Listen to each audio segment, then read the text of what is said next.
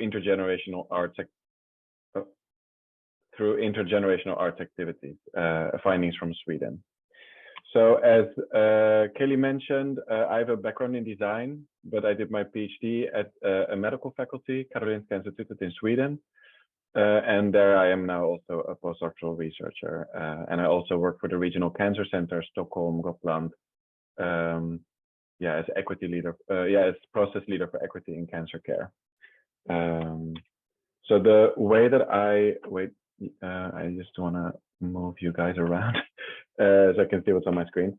The way that I organize this presentation is in 3 different parts. So first I will tell you a little bit about the background of Studio DöBra, and Studio DöBra is the title of my thesis. And then also how community and academic partners can collaborate to develop Studio DöBra. And then I would like to have a discussion with you about this.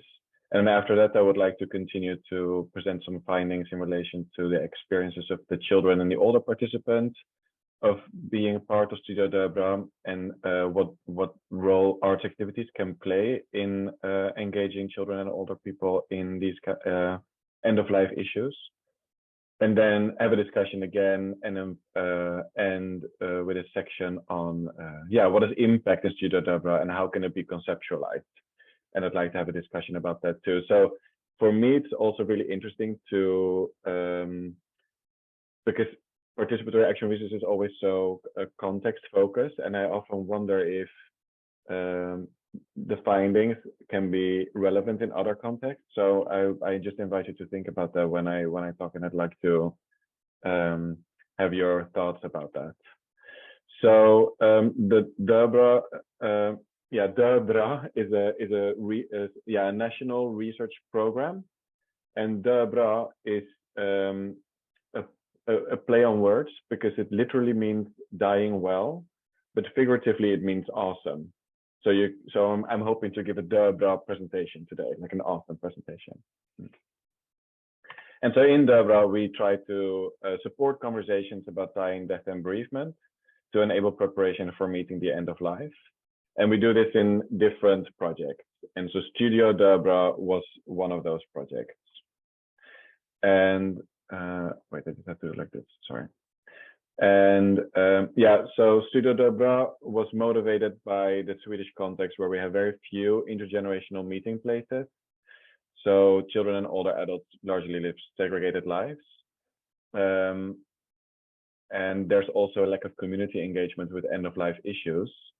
And the context in terms of palliative care in Sweden is so that it's the state who largely funds palliative care, compared to a lot of other European countries where palliative care is also dependent on gifts and fundraising and volunteers, but we don't know that in Sweden. So that's maybe one of the reasons why there's a lack of community engagement in these issues. So the idea for Studio DöBra was to support community engagement with issues related to dying, death, and loss, and create opportunities for interaction among children and older adults. And since these issues can be difficult to put into words, I wanted to explore ways in which art activities can actually facilitate this. So this is a community-based participatory action research project. And in this case, it's meant that as an academic partner, I partner with community organizations for older adults, for children, artistic organizations, and then also work with the adult children and the parents too. So the research had 4 different focuses. So the first focus was the development process that I will tell you a little bit more about in this first section.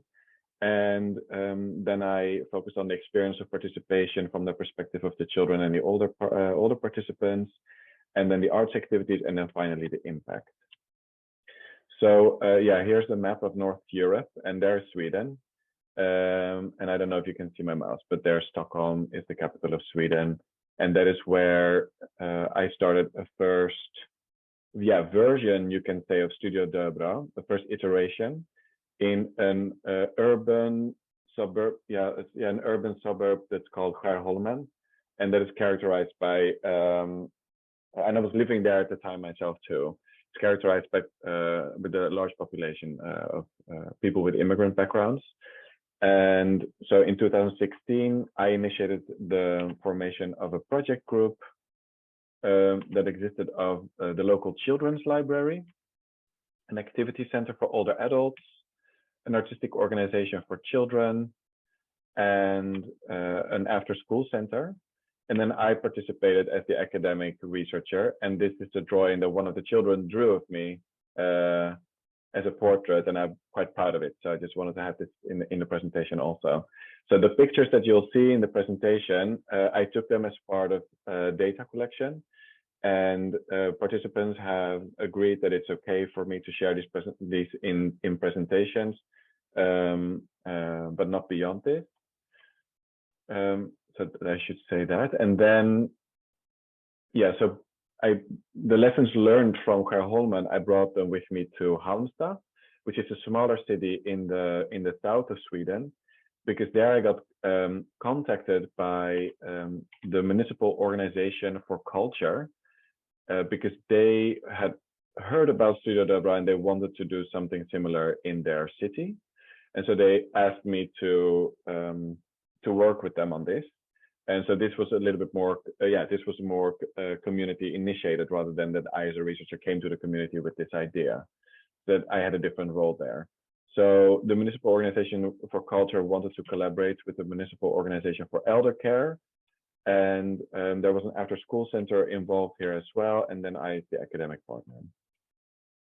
So in both places, we invited 8 children and they were 9 years old, and 8 older adults, and they were mostly over 80, to a series of 5 workshops. And in both places, the workshops had different content, so the arts activities were very different, but they all had to do with topics related to dying, death, and loss. So one example of this is this workshop that we did in the first iteration in Skärholmen, around the question, where do we end up after we die?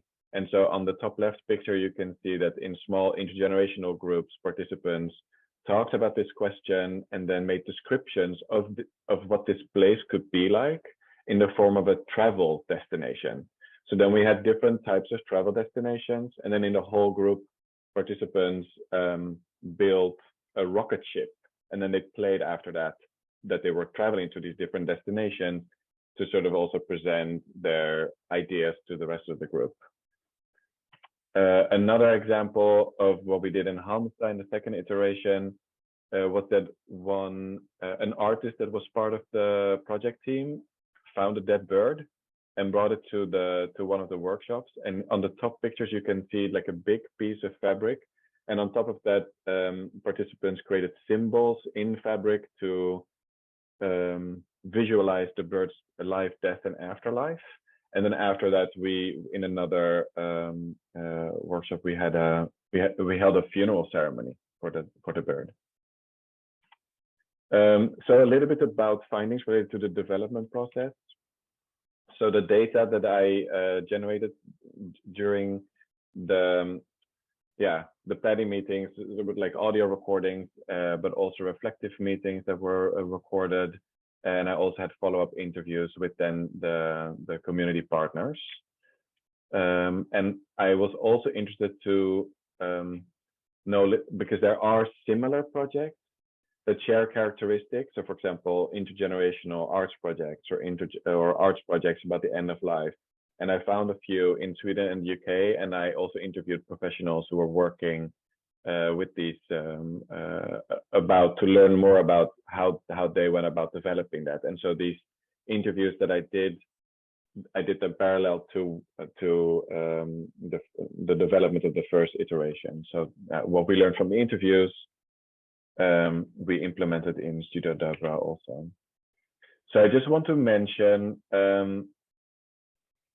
one important finding that I thought about mentioning in this context, in this presentation, which is that related to the power of the adults in between the children and the older adults. So that's sort of the partners, and including me, and I call them the adults in between, who have sort of the power to either enable intergenerational meetings and conversations about dying, death, and loss, or avoid, block, or silence them. And this was, for example, really clearly seen in the process of inviting children and older adults to the workshops, because this was the role of the community participants. So, for example, the activity manager who works with older people, she was going to invite older people to this project. And she reflected saying, I didn't really expect this, but there was a fear of how to bring it up, because I know that there are many who are widows and widowers. Maybe they've experienced a lot of loss not too long ago either. So how would they react when you bring up this topic? So in the beginning, she felt quite confident talking about it, but then as soon as it became in relation to the older people, then she realized that she was quite scared of bringing it up or not knowing what the reaction would be. So this was really a challenge that we dealt with, sort of personal difficulties in talking about death in the project group. So one strategy that we developed was to sort of create a collective reflective practice around personal end-of-life experiences, questions, and beliefs. So we did a lot of talk about death, and then we realized that this helped us to then be able to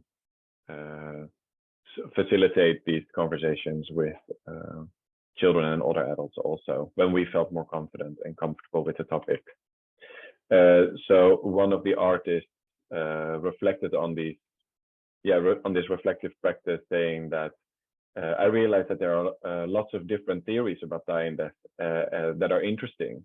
And then I thought, but wait, if I would have that kind of belief, like that philosopher, for example, then I would have created different kinds of ideas about the workshops, how we approach and explore it, and think in a completely different way. So this was an eye-opener for me. And I think this is interesting, and I know that Piotr is here too. So this is what I'm thinking about, sort of the power that you have as a person facilitating these kind of workshops in being aware of your own framework and where you come from, because that will also reflect on the workshops that you will do, and also the way that participants approach the topic. There's power in that too. So these findings kind of led me to reconceptualize what Studio DöBra is about, because I thought it's about bringing together children and older adults around these issues, but actually it's also about bringing together these partners in these issues too. So that was an important finding. So I just wanted to pause here a little bit, and I wonder if you have some questions so far.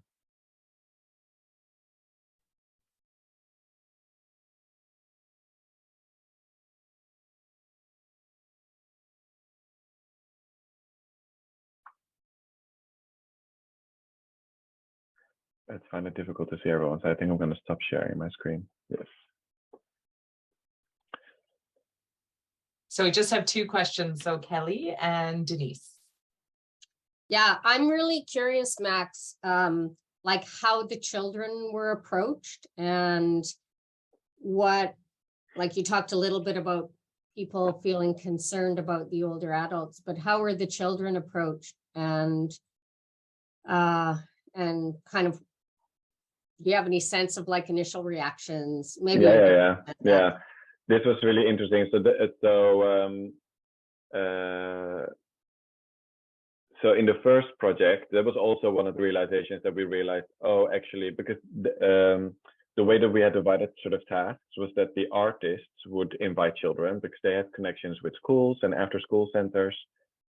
And they were like, maybe you could come with us when we present this thing, because it's, you're the expert and this kind of stuff. So I was like, okay, let's do that. I mean, I'm not the expert either. This is, we're trying to figure it out together, but I can do that. So I was quite nervous too. So there was this after school center who had like gathered, I think maybe 40 9-year-olds in a room, and just to sort of for us to present ourselves and talk about, okay, are you interested in meeting older people and do arts projects about these topics? And interestingly, like almost everyone wanted to participate.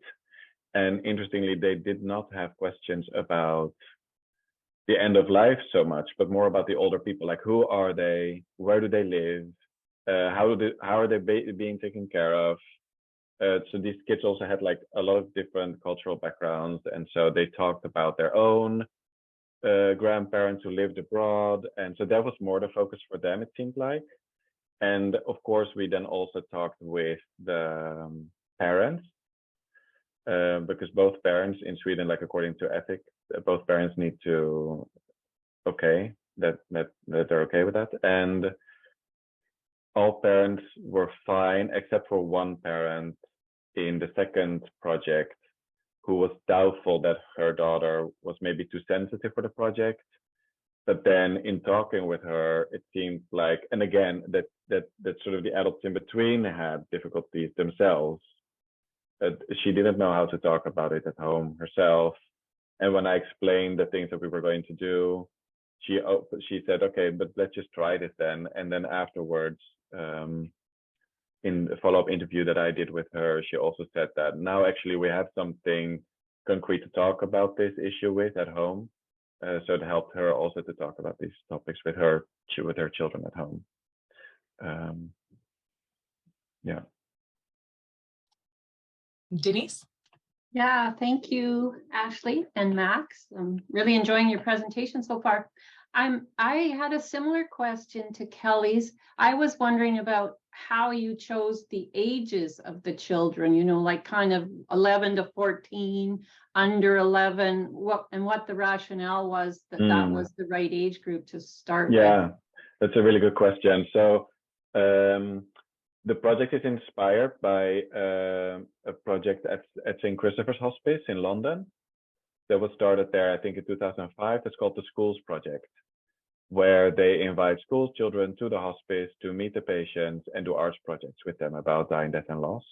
And I wanted to do something in the community, right? So before people are necessarily dying, to sort of see, and also involve other organizations than the usual suspects in these topics.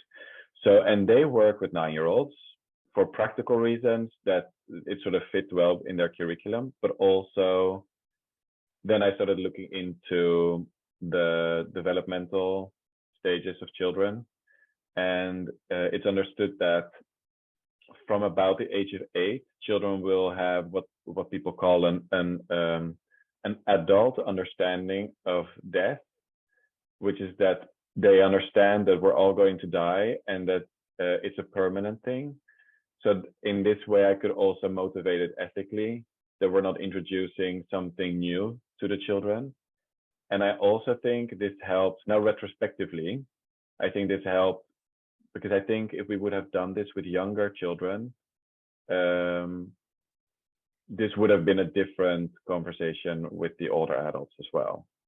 Like it felt that, they could, the children had like different experiences and questions than I think younger children would have had. Thank you.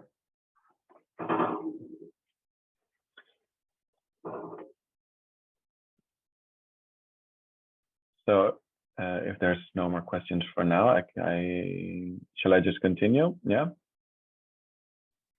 Oh wait, no, I'm not sharing my screen.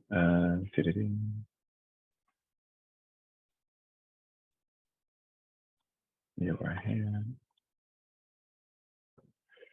Okay. So I just wanted to, wait, now I need to move you again. So just to move to the next section, which is about sort of the experience of participation from the perspective of the children and the older adults. So to investigate this, I did follow-up interviews. So after each iteration with the children and the older adults and the children's parents, and did a qualitative analysis. And there were sort of 3 main themes that we could construct. And the first was about creating space for engaging with end-of-life issues. So Studio DöBra seemed to be a space where people could not only engage with these issues, but also modulate their engagement. So for example, this older adult said, the children asked, so what do you think? What do you believe then? I told them that reincarnation and all that, it doesn't exist. So when you're dead, I said. I'll be cremated, I said. They'll spread my ashes somewhere, and then I'll become soil, and so a flower will come up. So this person seems to reflect about talking to the children about, his own questions and beliefs and such. But then Hilma, another older adult, she said, I don't want to talk about those memories. I think it's really very unpleasant. I've seen too much. And so she also didn't talk about these things. She participated in the arts workshops and sort of the arts activities, but didn't talk much about the topic. And something similar we saw with one of the children. We knew that her dad had died 1 or 2 years ago, prior to her participating in the project. And she did not bring this up, but we could see some, or we could interpret some of the creative work that she did as making references to that. But of course, we were respectful and did not bring it up. But this seemed to be some kind of quality that the arts activities had, that people could modulate their own engagement. And then it also seemed that participants created spaces outside Studio DöBra to talk about these issues. So for example, older people reconnected with their children to, for example, talk about deaths in the past of a spouse that they felt that they weren't really processed in a good way, or but also just conversations at the dinner table. So for example, Hugo's mother, so the mother of one of the children who participated, she said, I think it was when they did some kind of collage about death, and he said that he and his friends had cut out pretty dark images with skulls and skeletons and black and dark and so on. And then one of the older persons in his group had cut out bright images, birds and butterflies and so on. And then they talked about how the older participants saw it as something positive anyway, death, that it was light somehow, that it wasn't so horrible. And Hugo talked a lot about that at the dinner table. I remember that he fastened for that idea, that you could see death as something light. So this is one example, but there's plenty of examples, like I also mentioned with the mom who thought it was difficult before to talk about death with her children, but then they ended up talking about, for example, grandparents that the children had never met because they died before they were born. And then also something that I noticed was that the interviews that I had with participants also became a space for talking about end-of-life issues. So for example, older people would talk about things that they had not talked about with, during Studio DöBra, but wanted to share with me somehow. And then I also asked both children and older adults about, so one question was, so who did you talk with about the project?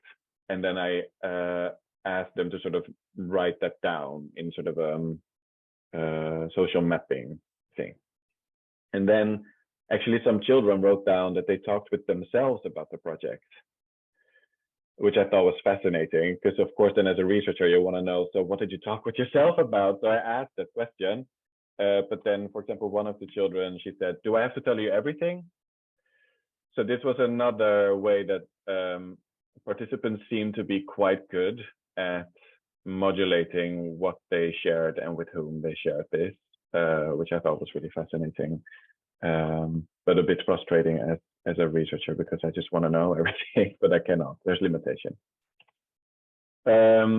So another theme was connecting across generations, and it's both children and older participants talked about a motivation for them to participate was a lack of intergenerational interaction in their daily lives, like meaningful interactions. And I was personally very surprised that children 9 years old reflected on living in an age segregated society and sort of the effects of that. For example, Stella, she said, I'm always a little scared of like old people. It's weird, but I think it was good to meet them, but a little scary also, because they're old and that's scary, I think. I don't know why. Yes, because their skin is wrinkly and I think that's scary. I wanted to participate because I wanted to know more about dying and stuff, but I also wanted to participate, so I'll learn to be with old people I don't know. I'm not as scared anymore. And this really was a sort of a recurring comment from several children too. And I would like you to remember also her talking about that she thought older people are scary because their skin is wrinkly, because there's a reference to that later in the presentation also. What I also learned was that some older folks talked about a sense of loss of identity as they aged, and in connection with the children, sort of finding that identity again. So this could be a caring identity, or like a professional identity, such as teachers. For example, there was Ingeborg, and she used to be a teacher for children, and she said, I felt some responsibility for being the adult in this group, but I didn't want to steer the children in any way, but I wanted sometimes like to work towards something. Concentrate now, I said sometimes. And I thought this was, from my perspective, really interesting, because I entered the project thinking that, okay, we involve children and older people equally as participants. But of course, everyone comes with their own background and can contribute something to the project also. So I think in a next iteration, I would probably ask older participants more about their own background and if they're, in what way they would like to contribute to. And then it also seemed that children and older people connected beyond their age, beyond just being part of an age group. And I think Svante's father was really good at explaining this, saying that Svante came home and thought that the old people, like he said, they had experienced so much. It was that kind of appreciation he had, that they aren't just old and frail people at the grocery store, but that they have a whole life saved in their head that you cannot see. And they also talked about, both children and older adults talked about creating some kind of friendships, and based on sort of a chemistry that they had, that they would, similarly to having friends having chemistry with friends in their own age groups. There was also, so the third theme was a changing sense of community. Some older folks talked about losing a sense of community as they aged, and also Sigrid said it's fun to be allowed to participate, to count, even though you're old. So some older people were very thankful for just being invited, and also very proud of being part of the project. So on this picture, you can see that the local newspaper had written about the project, and Sigrid was very proud of this. When I asked participants if they wanted to continue to meet with the other age group, unanimously everyone said yes, but they also talked about barriers for this. So Edith, an older participant, said, yes, absolutely, but I'm not sure they'd like to meet me. I look like a witch, and that's not so easy. It's hard for me to speak as well, so I'm thinking about the children. And this, I think, relates to the comment of the child who was scared for old people because they're wrinkly. And I think also this speaks to a culture that we live in, where witches are always older women and are scary. And this is something that is maybe internalized as people age. And even though Edith had this wonderful experience of this reciprocity with the children, she's still unsure if the children would like to continue to meet with her. So Hugo, one of the children, he said, it's just that I have so much to do because I have gymnastics on Saturdays and a football on Sundays. In that case, it's another thing to add, but otherwise I'd really like to continue with this. So I think this speaks again to the role that we as adults in between have to actually actively create these spaces for intergenerational interaction. So I just want to continue with arts activities because it relates to some of the findings that I talked about earlier in relation to creating spaces for these kind of interactions. So after both iterations, the groups of partners really wanted to have an interaction with each other and exchange of knowledge about what have we learned. So we met, and here you can see that we try to map out the lessons that we learned. And based on that, we developed Studio DöBra Toolbox, which is also available in English, that you can download for free from our website. Because the partners, they told me like, yeah, now you're going to go off and write your thesis, but how can we spread this knowledge to stakeholders that we find important? So that was why we developed this toolbox, and I will tell a little bit more about that later as well. So in the toolbox we described how we went about, so tips for how to go about developing this kind of project, and also some of the workshops that we thought worked well and that we could also describe in this format to inspire people to do similar things. So in this mapping, we were seeing similarities in the two different iterations, in that we could see sort of elements of play in these arts workshops. That is not to say, like, I don't want to say that this was that what we did was playing, but we could see in the arts workshop sort of elements of play. So for example, in the workshop about traveling to the afterlife, we were sort of playing that we were really traveling there. And then in relation to the funeral, we were wondering, was that a real funeral, or were we playing a funeral? So then we decided to think about ways in which maybe a play theory could help in analyzing ways in which arts activities can engage people in these topics. So I used different play theories, and very well-known play theories. It's very old, from the 1930s, actually Dutch. It's called Homo Ludens. So I did an abductive analysis, which meant that I used data from the workshops. So my observations, the photographs, my field notes, but also the interviews that I did. And then I went back and forth between the data and the theory to see how can we develop the theory further, and how can it help us to understand how these arts activities play a role. So in sort of sharing the findings with you, I will first every time talk a little bit about what the play theory says, and then what we found in Studio DöBra. So for example, play theory talks about how play takes place separately from ordinary life. For example, on the boards of board games, or in sports arenas, playgrounds, they're all sort of spaces and times in which play takes place. And we all understand that this is not ordinary life. This is what now here we're playing.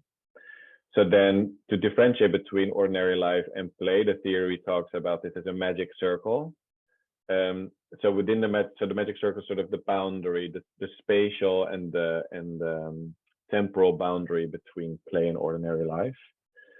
So for example, in Studio DöBra, you could maybe see these workshops as being different from ordinary life, because it would never otherwise take place if we do not, but also what we found is that this was not necessarily such a strict boundary. Sorry, I just need to take a sip of water. But that participants actually could bring elements from ordinary life, so their own experiences, into Studio DöBra, and also bring elements of Studio DöBra into their ordinary lives to create these spaces to talk about the end of life, for example, with their families. Another thing that the play theory says is that it's kind of ambiguous with play, because it's about both freedom and force, because play, you need to participate on a voluntary basis, but players also need to adhere to rules. So this kind of a force and freedom at the same time. And this is not necessarily what we saw in Studio DöBra. What we saw there was that we as partners and the people who facilitated this try to balance restrictions and freedoms in these arts workshops.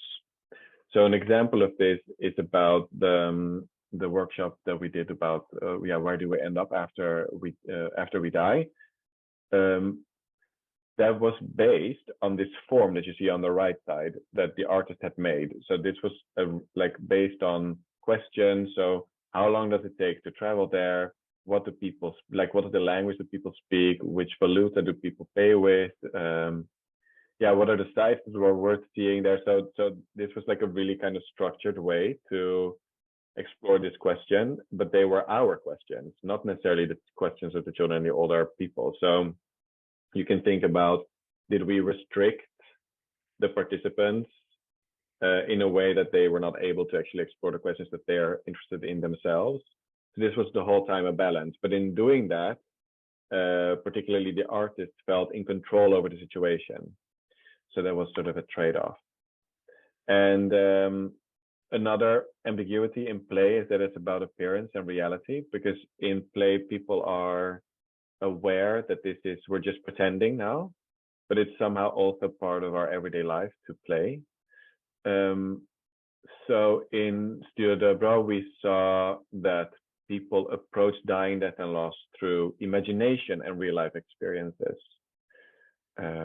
Like I talked before, people could introduce their real life experiences into Studio DöBra if they wanted to, or choose to use their imagination to explore these topics. And an example of this where this is sort of overlapping is during this workshop where Alex is talking to Bengt, an older adult, and Alex says, "My mother says that my grandmother has gone on a trip, but she's dead. She still says that she's gone on a trip, and I don't believe her." And then Bengt answers, "It's strange. It's the same with flowers in the field. During the summer, there are beautiful flowers, and then they die. After that, there'll be new ones. Those can be their children and grandchildren. The same with trees, everything. Your mother gave birth to you. When you grow up, you'll have children. That's how we are." So here, the imaginary idea of traveling to the afterlife triggered this real life memory of the child, and then Bengt is answering in even more metaphors to talk about this kind of abstract topic. Another example is this workshop where we were working on to prepare for the ceremony for the dead bird, and the way that we did the ceremony was kind of mimicking elements of a real sort of more traditional Swedish funeral. So there were flowers, there were candles, there was a little coffin here with the dead bird. And so what we saw was that the line between imagination and reality became sort of blurred here, because Alva, one of the children, she said directly after the funeral, she said, "This was my first funeral." So then you can think that this was definitely not a game or a play. Sorry. Or Berit, an older participant, she said, "The funeral was beautiful and it was good, but it's just because I am the way that I am when it comes to funerals. It's not my melody, I would say. But I feel so odd in my opinion, so I didn't want to say that it was wrong. No, and for the children, it was clearly a natural part. They are free to take a stand on things later in life. That's how it is for all people. I stood far in the back." So Berit had experiences that made her not enjoy not necessarily appreciate these kind of funerals. And then she decided to, okay, but I'll take a step back. So also for Berit, it was like this was definitely not a play. Sorry.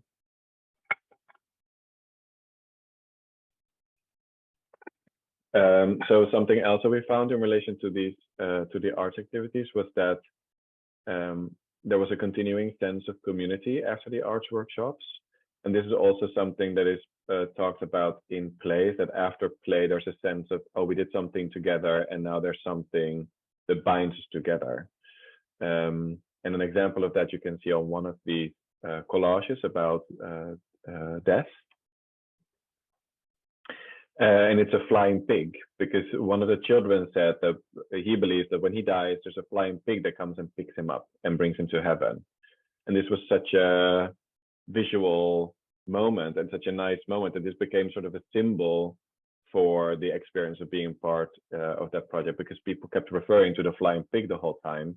And then one of the artists found a little, I don't know what it is, like some kind of a hanger for, I don't know, a chain or something. I don't know how I would call it in English.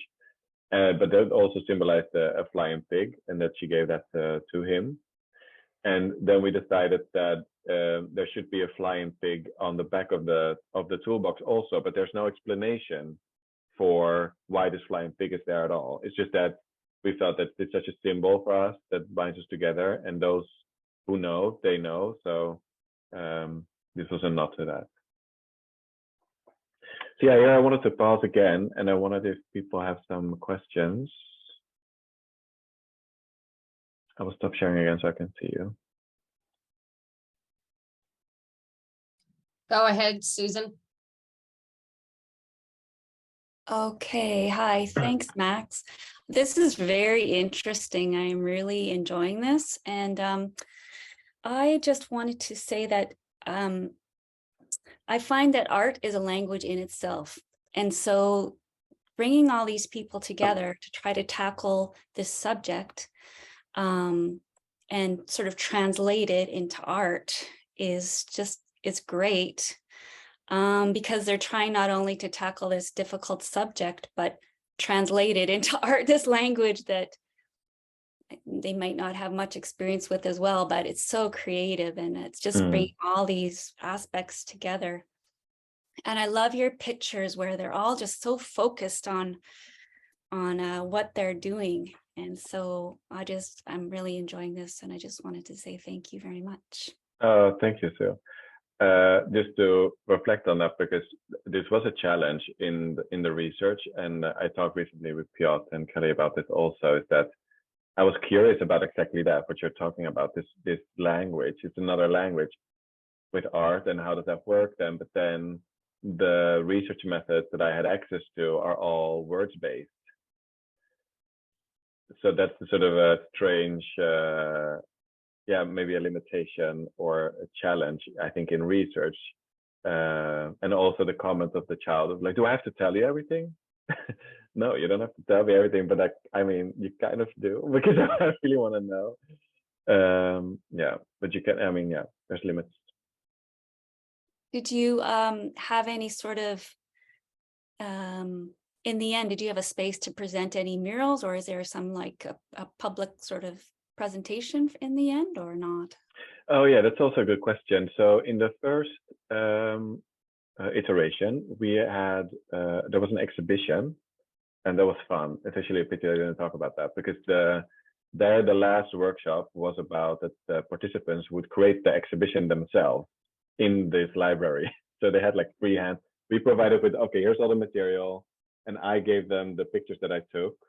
And I very naively I printed them out in like really nice paper, because I thought, oh, they're gonna like choose the photos that they want to show. But the first thing they did was to cut in all the photos and sort of make collages out of them, and then position everything and also explain what they did with like some explanatory text. And then there was sort of a vernissage that lasted for quite a time in the library. And then that also moved then afterwards to the activity center for older adults there. And in Halmstad in the south of Sweden, the second one, that wasn't really, we didn't really have an exhibition like that. And that was due to that it felt quite sensitive after or not sensitive, that's not the right word, but it felt that the funeral of the dead bird was the last thing that we did, and that felt that should be sort of the thing that we close with. But then, so that was sort of the first part of that workshop. So then after that, we invited parents, family of the older people. There was also some journalists were there to then sort of in a more informal way that the participants sort of presented the work that they had done. And that was sort of a one-time thing. Yeah. I think Piot had a question. Do you still have your hand up? Yeah, and I think there's a couple of questions in the chat too. In the chat as well. Yeah. Yeah, thanks, Max. It's hard not to get emotional looking at those pictures, hey, and just like hearing your stories. It's very lovely. I'm wondering, in terms of your recruitment process, how important was that art piece to the recruitment? Like, were folks interested? Like when you were kind of asking around, like, hey, we're going to be talking about end of life, which often is a challenging thing. Like, how much did mentioning that it's going to be an art-based program support people, I guess, in coming to the workshops and such? Yeah, that's also a good question. I think for the children, it didn't seem to be such a big deal, even though some of the kids mentioned, oh, I really don't like to work with wood. Like, can we just not do that? Because that's like a topic they have in school and they just don't want to do it. Or like, there was this one kid who said that. So that's what I remember. Then for some of the older folks, it was because it's a lot to also say yes to. Like, okay, with the end of life, with children and arts, and it's going to be 5 times. So it's kind of a lot of things. Like, it's definitely not for everyone. And so I remember that for some of the older folks, that was a little bit like, the arts, can I really contribute there something? I don't know. And then I realized that, like, talking to them afterwards, that some of them said yes because they just liked me or one of the other people, that you know, it became like in inviting the older folks. It's like we did some work in meeting with them a few times at the places where they were, and so that social aspect played a larger role there, I think, for sure.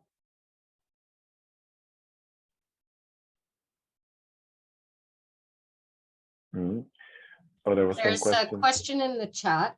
The question is, there's 2 questions. Was there any response which could reflect on the role of religion or concepts, perceptions coming from faith?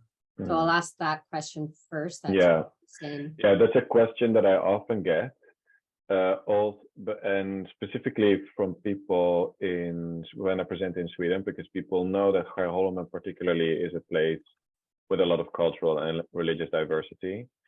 So since we invited people or like children through a school, we kind of have that diversity represented, I would say, but not among the older people, because we worked with an organization for activities for older people, and they struggled with reaching out to people with ethnic diversity. So interestingly, we didn't notice. It was more sort of popular culture that was represented, or maybe some Christianity things like angels were there, but not so much. But when I think popular culture, you probably know Pippi Longstocking. So that's a Swedish story written by a Swedish author, and that Swedish author also wrote another story. I think it's called like Brothers Lionheart. And one of the brothers dies, and then in heaven or in the afterlife there is a cherry blossom tree, and so that cherry blossom tree was very represented. It seemed that was sort of a thing that particularly the children related to. But interestingly, not so much in relation to other religions or faiths. And the other question was, were there differences observed between cultures, or did all participants have the same kind of demographic? So I just touched upon that a little bit. And also in Halmstad, it was a little bit more homogeneous, I would say. Yeah, so this is something also, there were too few people, I think, to say something meaningful about that, to be honest. And this is also one of the reasons why. So when we look at the whole DöBra research program, we realized that there were very little directed efforts to engage minority groups in these topics. So for example, the work that Kelly and a lot of you are working with. And besides that, there is a project focusing on the indigenous Sami people in Sweden. And that is sort of why I now develop my postdoctoral project more towards working with minority groups. But yeah, no, in this project, I couldn't say anything meaningful about that.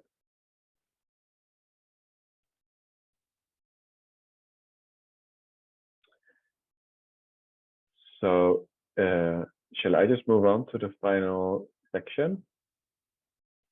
And then I start to share again.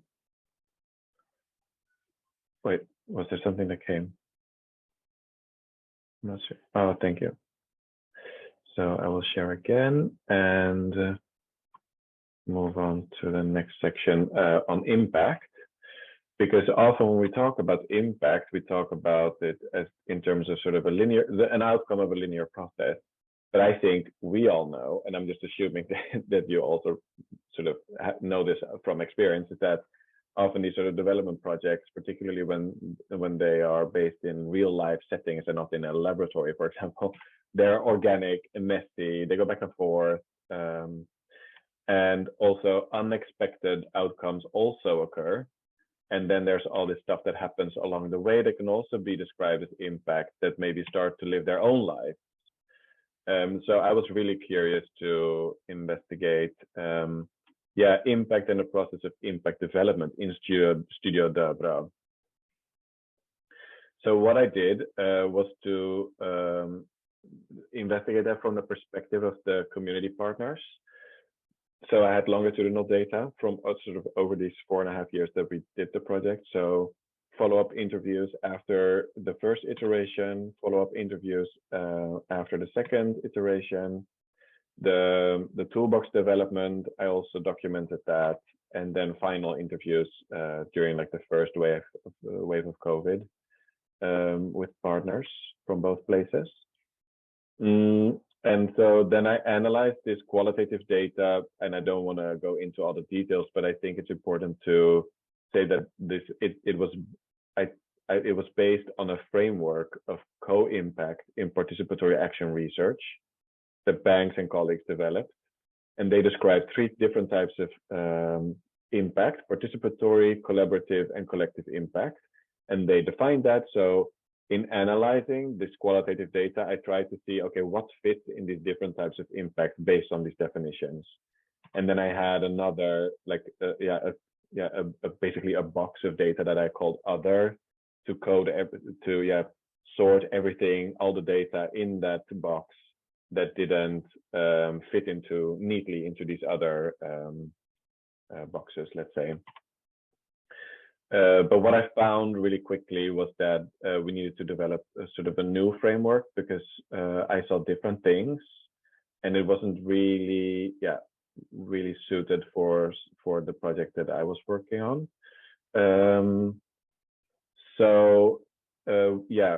The 3 different types of impact that I found, we called them impact on individual and group development, action-oriented impact, and strategy-oriented impact. And then there was all this stuff that was sort of related to impact as a process. So the interrelatedness of these 3 types of impact changes over time, and also contextual influences. So then we could develop a sort of a conceptual model for impact development in the Studio DöBra community-based participatory action research process. And I will just walk you through it step by step. So we found that it started with impact on individual and group development. And we defined it as development of new insights and skills and changes in the thinking, emotions, and attitudes of partners and their organizations, resulting from their involvement in community-based participatory action research. And it also includes changes in group dynamics. So an example of that is partners' personal engagement with end-of-life issues, what I began talking about in the presentation, that we had this collective reflective practice that was creating this individual and group development impact. And so the partners gained more confidence in these topics. And then after that, only when we could have that type of impact, we could move on to action-oriented impact, which we defined as changes in practices of partners, their organizations, and the project group, facilitated by learning together through community-based participatory action research. So examples of that is that we iteratively applied lessons learned in the different workshops to try out different things. So that's really action-oriented. And also partners applying lessons learned in their own practices. So for example, in the first iteration, I collaborated with artists that had a local organization that was sort of an open, for children to come to do arts workshops or arts and design activities in a space like every Saturday. But then through this project, they thought, okay, but do we actually want to open up for older adults also? So then they became a sort of an intergenerational meeting place in the community. So that's also an action-oriented impact. And also this sort of a shift towards community partners driving initiatives rather than that I was driving the initiatives. And of course, there's also a feedback loop and very similar to the cycles of action and reflection in participatory action research, because what you learn in practice, you sort of use in your own development, and it's sort of a cycle like that. So only after we developed action-oriented impact, we could move on to develop strategy-oriented impact, which we define as partners using their experiences of community-based participatory action research and what they have learned to change practice and policy beyond the core group of partners. For example, by involving new partners or organizations and creating a spin-off project. This may involve anchoring lessons learned at a higher level of organization and societal power. So an example of that is the work with the toolbox, which was specifically developed with the motivation of the community partners to anchor lessons learned in their organizations, and also to involve other people. They've done workshops with this in different contexts to try and inspire other people to really try and create this strategy-oriented impact. And an example of a spin-off project is that some of the artists that were involved really wanted to make, because we also talked about like a language of art, right? So then in the Studio DöBra toolbox, it was words-based, but they wanted to make something that was material-based. So they created a physical toolbox. And then they've tried that with staff working in dementia care. So this is an example of spin-off project also. And then here too, there's these feedback loops, right? So you continue to learn on an individual level, and strategy-oriented impact can also lead to action-oriented impact as well. And then, of course, there's on the top, it says contextual influences on impact. And yeah, you can think about facilitators or barriers in the context. Facilitators can be managers who are supporting the project, available funding, or core people that really burn for these kind of issues that want to continue this. Hindering factors was, for example, COVID-19, through which, a lot of the stuff just stopped. And also when people moved to a different organization and then it just sort of fizzles out, so these are limitations. So then, because the model kind of looks like once it starts, it never stops. But of course, it does stop due to contextual influences, I would say. So yeah, what I would like to, because I'm really curious, because this model is of course based on the project that I've done, but I think that there's maybe some value in it in other contexts too. So I wonder if you have some thoughts about that in relation to the work that you guys do. But also when I look at the sort of retrospectively to the other projects in DöBra, we can see that we always needed to start on an individual and group development level, particularly in relation to end-of-life stuff. Like you can never jump straight to the strategy-oriented impact. You always need to come together and talk about these issues. And I also think I see this, like when Kelly talks about the action group, having meetings. It seems like that's what sort of happens. Also, this impact on individual and group development that then leads to this cycle. And I also wanted to just point out that I think that a lot of people fund, or like organizations funding research or funding development projects, they always want to see, or it seems that they always want to see, this kind of strategy-oriented impact. And I think that we need to do some work to make them understand that this other stuff has value too, because this other stuff that is maybe seen as little is actually fundamental to get to this strategy-oriented impact. And then I also wonder if we can use the model, or if I can use the model prospectively in my next, or the project that I work on now. So, for example, I'm starting a project on a queer perspective on dying, death, and loss, and another project on with transmasculine people and cervical screening for cancer. And then I'm trying to use this, or I'm having ideas about that I could use this map to collectively with partners and community stakeholders map out sort of what is the strategy-oriented impact that we want to see, and then backtrack.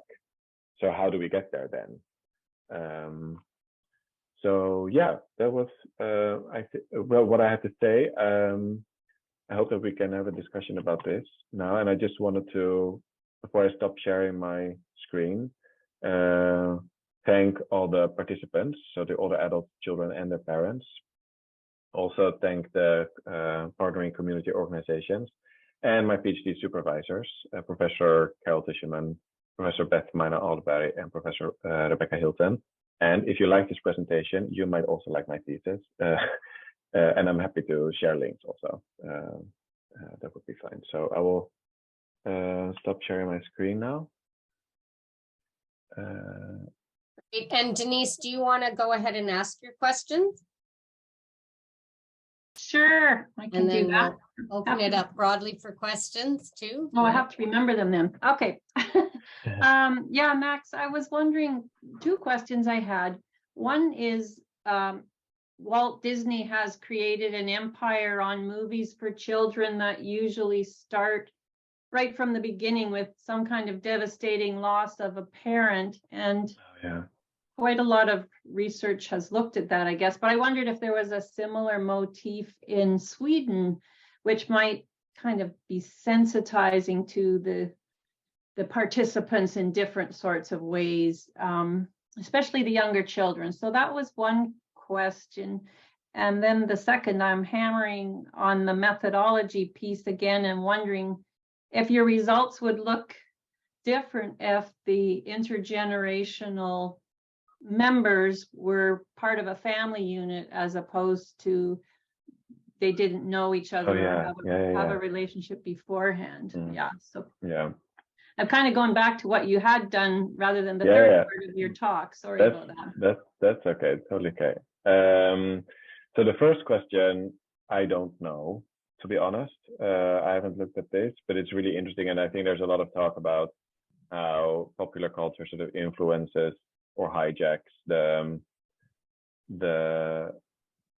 actually, no, there is an example that I can talk about, because in the workshop around creating symbols to symbolize the bird's life, death, and afterlife, some of the children went off on a complete tangent, in like imaginary tangent, saying like, oh, the bird was killed by a meteor and then turned into a kiwi. And so then we were like, okay, so how are we dealing with this? Like, is this that, also having this theory, like, could this be, because this is sort of in popular culture, what children see, and then also wondering, like, is this respectful for, or like, are the older adults sort of bothered by this? And then our own role, are we going to restrict them now and say, oh no, that's not the way that we talk about death, so that sort of was really a challenge. So that's maybe an example of that, where we try to also balance these restrictions and freedoms that I talked about. And the second question is really interesting, I think. The feedback or the findings from the perspective of parents was that they were actually quite happy that this wasn't, that they were not involved, for example, or that it was sort of outside the family structure. And I'm also thinking about what the children were talking about, that their grandparents, for example, were not even that old, you know, like they might be in their 60s, for example, or living far away. So what we really wanted to do was to create connections in the neighborhoods where people were living. So we chose to invite people that we knew lived close to each other. And then I didn't mention this, but this is what happened, is that during these follow-up interviews, participants talked about running into each other at the local grocery store, at the bus stop, or parents talking about, yeah, in the sort of shopping center, that they had suddenly their kid like ran up to this old person that they had no idea, you know, that they knew each other. That was kind of, yeah, and they talked about it in a positive way. But of course, I don't know what would have happened if we would have done something in the family setting, but that would be really interesting too, I think. Thank you. And thanks, Denise, for your question and our questions. And also we have a question from Hussein. Thank you. Max, I was impressed by the methodology, and I will learn more about it in detail. Two questions. One is about the ethics. Usually there is a question about the ethics on how do you deal with a difficult situation if any of the participant has a flashback memory of an incident that has occurred in his or her life, either with the adult or the child. What were the safety mechanisms that you had to deal in the research to deal with such situations? Yeah. And the second one is about the analysis. So in the analysis phase, how much involved were the participants in your analysis? Yeah. Oh, really great question. Thanks. So the one about ethics, so when I had this idea, I struggled quite a bit with getting with these questions, because there was quite some pushback from within the faculty saying that, oh, you shouldn't expose children to these kind of topics, and then also, yeah, talking about all these safeguards. And there's some kind of paradox about, okay, if we want to do a project to make people more confident in talking about these issues without professionalizing it.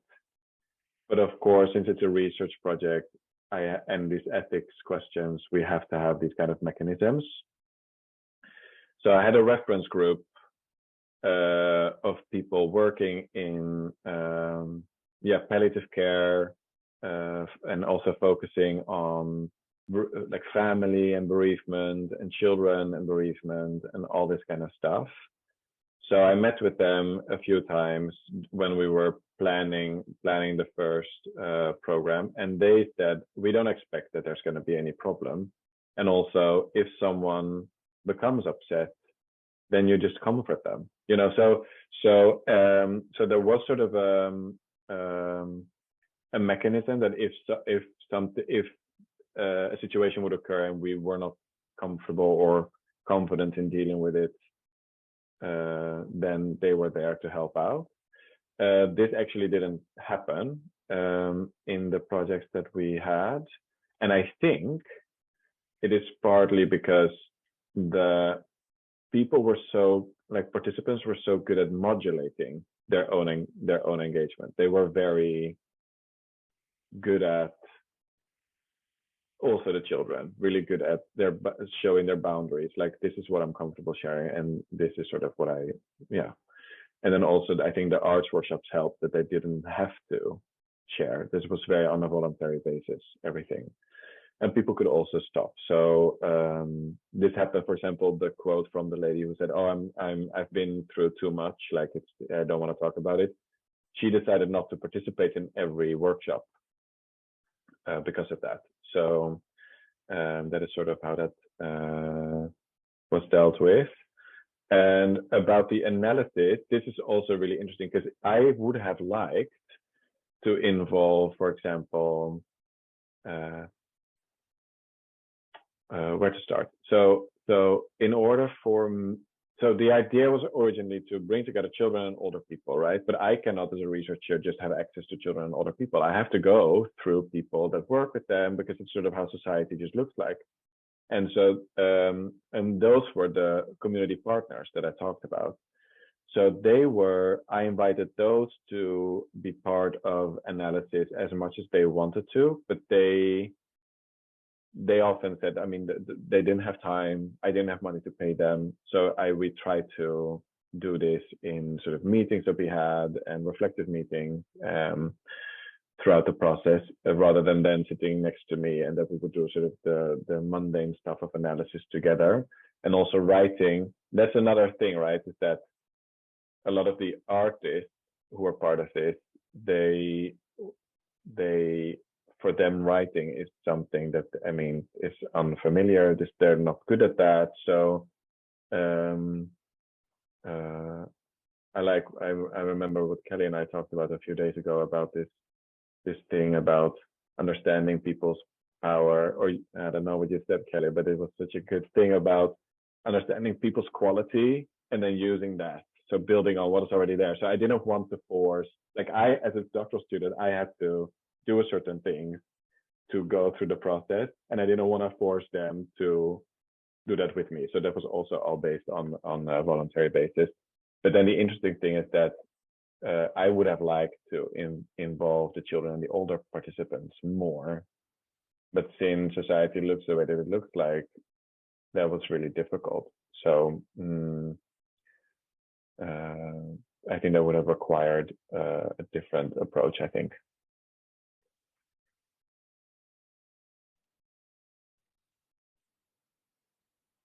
Any other questions or comments in relation to Max's presentation? And there's a few comments in the chat there, Max, thanking you for an inspiring talk. But any final questions? All right. You might also notice in the chat that Ashley put something in there about if you want to, keep in touch with us and know when other talks are coming up. We plan a series of talks through our Canada Research Chair Speaker Series for palliative approaches to care. So, I mean, we just love to engage people. And also, if you think that you have something to present, we welcome you to get in touch with us. I really want to thank you, Max, not only for a very inspiring and interesting presentation, but also just the heart that you bring to all of the work that you do. And while we're, of course, really looking forward to welcoming you back to Victoria when you come the next time. And I just love this work, and I love this work because I think it really gives us a medium to talk about things that are hard to talk about sometimes, in ways that are not always accessible by verbal language alone. Yeah. And maybe one day, if you don't know, Susan, for example, is an artist and also a hospice nurse. She actually did a drawing for a cover of a book that I edited actually with her father. But Susan, like, maybe this is a new kind of area to explore in terms of how we use kind of arts-based methods around talking about end-of-life issues. And Piot has done some really wonderful work and will continue to do some wonderful work in that area as well. So I just want to say thank you, everybody. I'm just really happy to welcome you here into this space, and I hope you'll follow us along as we move forward. Thank you so much, everyone. And thank you, Kelly. Bye. Bye.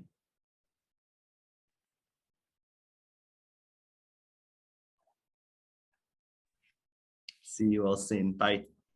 Bye. See ya. Bye-bye. Hi, Annie. Oh, she left. All right. Thanks, Ashley, for arranging all of this. Oh, no problem at all. That was so awesome. Thank you. Yeah, Great. yeah, fantastic. Yeah. Mm. Just one sec here. Just going to. Okay. Yes. I Sorry. forgot that I was hungry, but now I remember it again. I'm starving. Let's go get some food. Yeah, we're going to get some Okay. food.